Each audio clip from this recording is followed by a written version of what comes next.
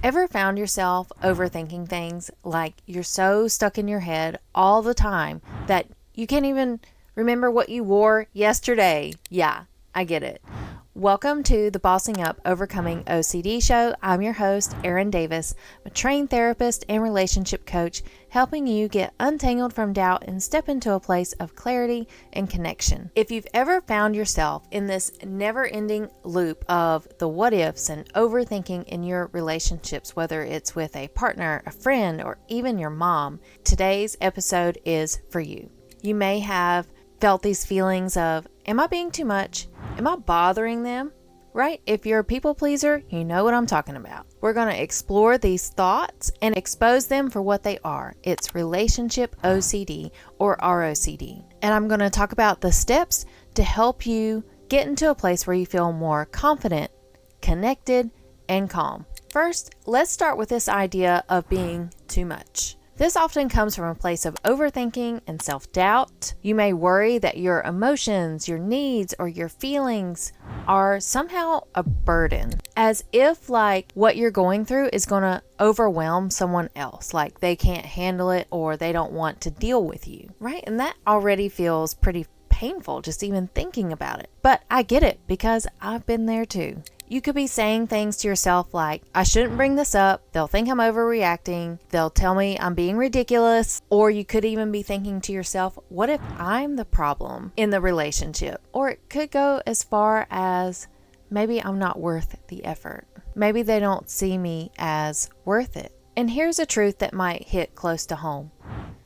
You are worth it. You are deserving of connection and deep fulfillment in your relationships. ROCD has a sneaky way of making you doubt yourself, your worth, your intentions, and even the way you show up in relationships. These intrusive thoughts don't just appear out of nowhere. Now, research is mixed on OCD if it's nature versus nurture. I'm seeing a lot in my experience that comes from people's childhood, their upbringing, and the traumas they've been through in their life. For example, you may have grown up in a household where your feelings were not validated. So many women are told to get it together, pull yourself up by your bootstraps, and get out there. Keep going. Oh, or it could be worse, right? And it's so frustrating when people deflect your feelings or make you feel like you're being unreasonable, when instead they are just keeping you small. So annoying. Okay. When you're growing up in a household where you don't get validation, your parents don't empathize, you can start to feel like you're walking on eggshells because no matter what you say, it's going to be shot down, it's going to be deflected, it's not going to be heard. And so then you do start to feel like a burden because legit people are getting mad at you or they're not taking you seriously. And so it can start to erode your self-confidence. And eventually you find yourself over apologizing, doing the people pleasing, making sure everyone else is okay. You're over analyzing text responses, you're even hesitating to share personal experiences or struggles, and eventually this leads to a fear of being vulnerable. You're not going to open up to anyone because deep inside you feel like you're not worth it. It feels like there's no point. I'm here to tell you things can be drastically different for you. Here's another key point that can come up whenever you start to feel like you're quote unquote too much. People can tell you that you're too sensitive or you're too selfish or too emotional, when what they're really doing is gaslighting you into feeling like you don't matter, when the truth is you matter. Okay, next, let's talk about that reassurance cycle. When you're stuck in overthinking, your brain loves to play the worst case scenario, and sometimes that worst case scenario could look like, oh, I brought up how I was feeling to my friend and now they're probably gossiping about me to other people. And so what you end up doing is you may then go to your friend and ask them, are you okay? Are we okay? Did what I say upset you? Are we good? Or if it's like with your romantic partner, it's, you're happy in our relationship, right? Yeah, see? Leading question, isn't it? You may also be asking yourself, what if I'm annoying them? And here's the thing.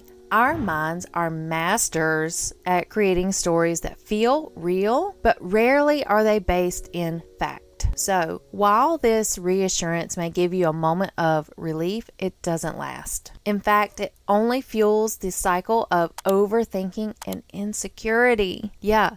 So that's why in my Obsess Less, Love More program, you're going to learn these tools and strategies to help build your confidence. We're no longer going to feed this cycle that contributes to your insecurity. No, ma'am. And so what we're going to do in this group is really get into the underlying doubt that doesn't go away, and we're going to expose it for what it is, a lie.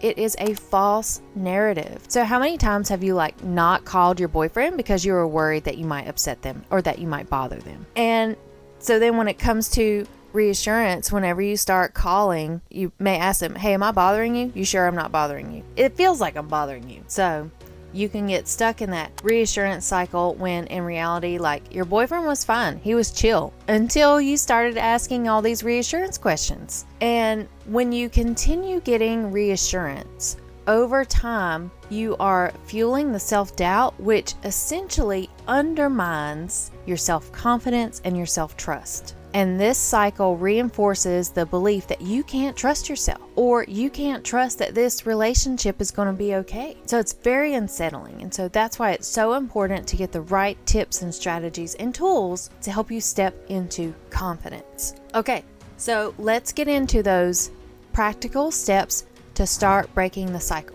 And if you want a deeper dive into this, go to my website at livebeyonddoubt.com and you can get a mini course on this topic, or go ahead and jump into the full program of the Obsess Less, Love More program, where you will get 12 weeks of group coaching alongside support from me and other women who are in the same boat and are also wanting to have a relationship that is fulfilling and is secure and it feels content. So first of all, I want you to start thinking about what are those things that you do to feed this cycle.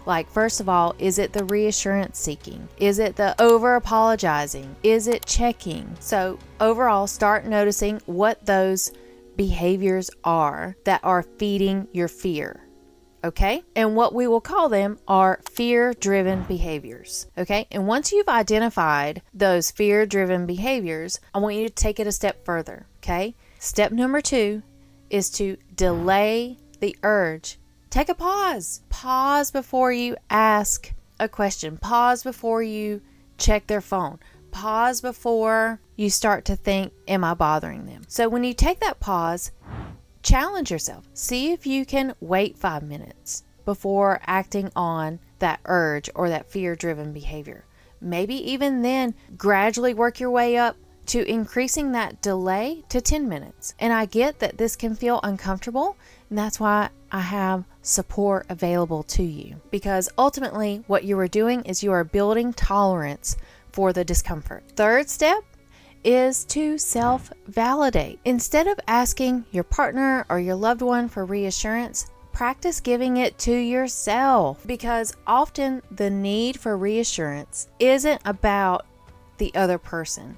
It's actually about you trying to calm your own discomfort. And so when you find yourself in that space, try this exercise, like saying to yourself, it's okay to feel uncertain right now. I'm allowed to have needs, and it doesn't make me too much. You could also ask yourself, what is it that I'm needing in this moment?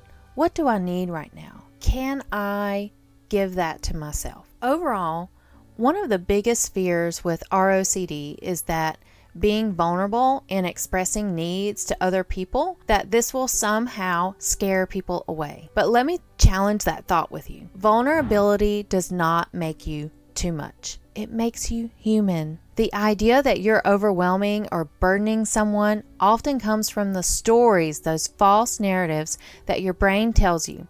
And it's not the reality of you nor your relationships. So think about this.